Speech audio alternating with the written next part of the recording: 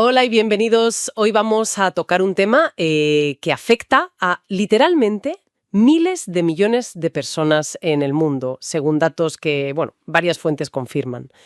Pero del que muchas veces solo se habla de lo físico, ¿no? El herpes simple. Queremos explorar un poco más a fondo ese peso, el impacto psicológico y emocional que lleva asociado. Y lo haremos, pues, mirando investigaciones, testimonios, consejos de expertos que hemos revisado. Efectivamente. La idea es entender mejor esa conexión, que es muy profunda, entre el virus en sí, ya sea el VHS1 o el VHS2, y la salud mental. Tenemos, como dices, estudios, hay uno interesante de Ecuador, análisis sobre psicodermatología, relatos personales que son, bastante impactantes, y también guías más prácticas. Buscamos comprender el estigma, esa carga interna que se genera. Para situarnos un poco, aunque se diferencia entre el tipo 1 y el tipo 2, lo que realmente llama la atención es lo extendido que está. Una prevalencia global masiva. En Ecuador mismo, los datos que mencionabas muestran cifras significativas, que además varían, con tasas altas en grupos específicos, como embarazadas en algunos estudios. Vaya, que está muy presente. Y un factor clave aquí, que varias fuentes resaltan, es que el virus puede estar latente y transmitirse incluso sin que haya síntomas visibles. Esta como invisibilidad y la posibilidad de que se reactive, ¿no? A menudo por estrés, eso lo señalan varias fuentes, pero también por otras cosas. Un resfriado, cambios hormonales, hasta la luz del sol. Todo eso, crea el caldo de cultivo para una ansiedad casi constante en quien lo vive. Exacto, y ahí es donde entramos al núcleo emocional del asunto. Porque mucho antes de que aparezca una lesión, una llaga, hay testimonios que describen esa primera sensación, ¿sabes? El hormigueo, el picor, no como algo solo físico, sino como una especie de alarma psicológica. Una señal que ya dispara el estrés, la impotencia. Es interesante y duro a la vez. Cómo algunas fuentes distinguen entre la culpa, eso de hice algo mal, y la vergüenza, que es más profundo, soy algo malo. El estigma social, que es un tema que aparece una y otra vez, convierte la condición física en una etiqueta. Eso de sentirse sucio o defectuoso, como expresaba una persona en un testimonio, eso va directo a la autoestima. La mina. Y esa vergüenza, claro, es un motor potentísimo para aislarse. Se cancelan planes, se evita mirar a los ojos, uno intenta esconderse, literalmente. Hay un ejemplo muy gráfico en una de las fuentes de alguien que se pierde la boda de su hermana por un brote.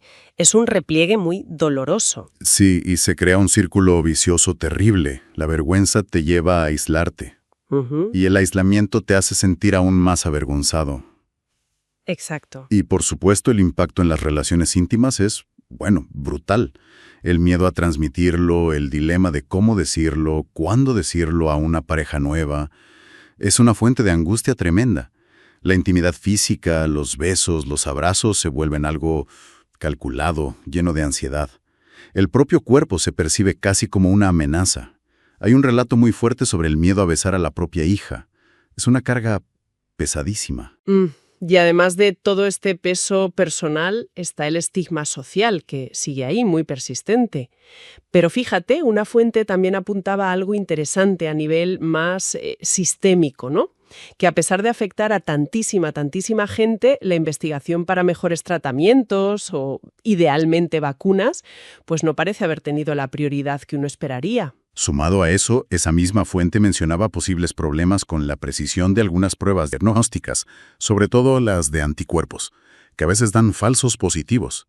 Imagínate la ansiedad que añade esa incertidumbre del diagnóstico. Son como capas de dificultad que se van sumando. Pero bueno, afortunadamente sí existen estrategias para manejarlo, para sobrellevarlo. Desde lo médico, los antivirales son clave, solo indican múltiples fuentes. Ayudan a reducir los brotes y también la transmisión. Sí, y aunque todavía no hay soluciones definitivas, la investigación en vacunas sigue en marcha. Eso también se menciona. Y luego está el plano psicológico, que es fundamental. El apoyo aquí es crucial. Claro, hablamos de psicoterapia, como nos sugieren algunas guías y textos sobre psicodermatología, pero también del poder que pueden tener los grupos de apoyo, ¿sabes? Compartir con otros que entienden por lo que pasas. Y técnicas como el mindfulness o la aceptación, que también se mencionan.